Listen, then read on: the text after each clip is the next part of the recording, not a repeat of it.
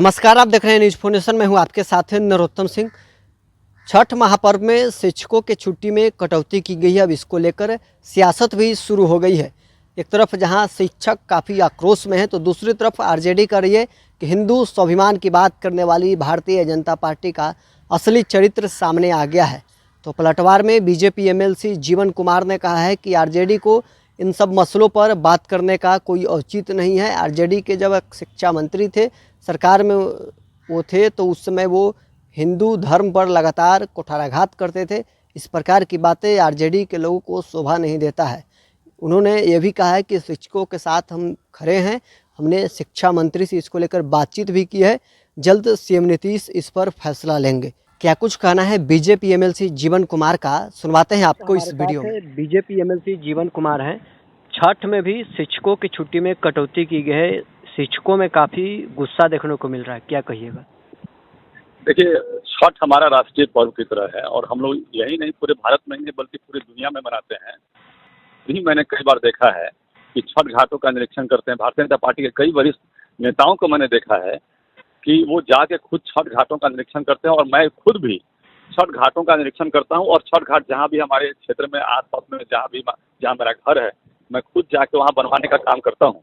तो ऐसे मौके पर मैं देखता हूँ कि हमारा ये जो पर्व है, ये हमारे कल्चर को दर्शाता है और पूरी दुनिया में हमारे इस पर्व को मनाया जा रहा है।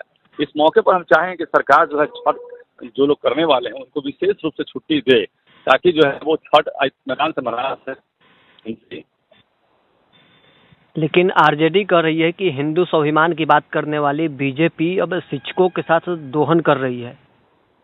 देखिए, आरजेडी क्या है कि आरजेडी को तो बात ही नहीं करना चाहिए कल्चर पर। आरजेडी को अधिकार नहीं कल्चर पर और एनडीए की सरकार आरजेडी के समर्थन से सरकार चल रही थी। अभी उसमें तेजस्वी जी ने बनाया था ये शिक्षा मंत्री चंद्रशेखर जी को, और चंद्रशेखर जी दिन भर यही काम करते थे। कभी रामचरितमानस पर, कभी हनुमान चालीसा पर, कभी सुंदरकांड पर अटैक करते थे और वो खुलेआम कहते थे कि इन सब चीज़ों का भारत में कोई औचित्य नहीं है। जो नहीं मानने वाले हैं कल्चर को, जो भगवान को नहीं मानने वाले हैं, जो इस देश की विरासत को नहीं मानने वाले हैं, उन लोगों को कम से कम छठ पर्व जैसे पावन पर्व के माहौल पर, इस पावन अवसर पर कुछ बोलने का राइट नहीं है, कुछ बोलने का अधिकार नहीं। मैं चाहता हूं कि वैसे लोग जो है, जो नहीं मानते हैं देश की विरासत को, जो नहीं मानते हैं देश के किसी पर्व को, उन लोगों को शांत रहना चाहिए। यही ना आरजेडी है जिसने विरासत पर अटैक करने का काम किया, जिसने हमारी दुर्गा जी को देवी पर अटैक करने का काम किया, जिसके विधायकों ने। और यही आरजेडी है जो मतलब जो है घर की बात आती है तो जाते हैं साष्टांग प्रणाम करने वहाँ पे बालाजी में। तो ये जो दोगला चरित्र है, ये कहीं से भी जायज नहीं है।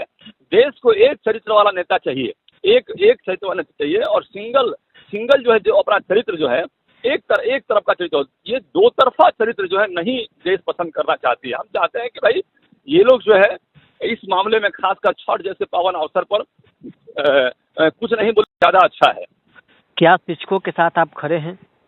हम पूरी तरह शिक्षकों के साथ खड़े हैं, हम समाज के साथ खड़े हैं, हम अपनी विरासत के साथ खड़े हैं, हम अपने कल्चर के साथ खड़े हैं। हमारा कल्चर पूरी दुनिया में आज स्थिति ऐसी बन गई है कि हमारे कल्चर को मान्यता मिल रही है। और विदेशों के लोग जो है, हम देख रहे हैं कि हमारे कल्चर को अपनाने का काम कर रहे हैं। जो साड़ी नहीं पहनते वो साड़ी पहनने का काम कर रहे हैं। जो पहले खुले कपड़ों में रहना पसंद करते थे, अब हमारी साड़ी को पहनने का काम करके वो अपने आप को बड़ा गौरवान्वित महसूस कर रहे हैं। ऐसे में हमारे कल्चर को आप समझ सकते हैं कि हमारे कल्चर की महत्ता कितनी बढ़ गई है। हम अपनी विरासत को कभी नहीं छोड़ना चाहते हैं।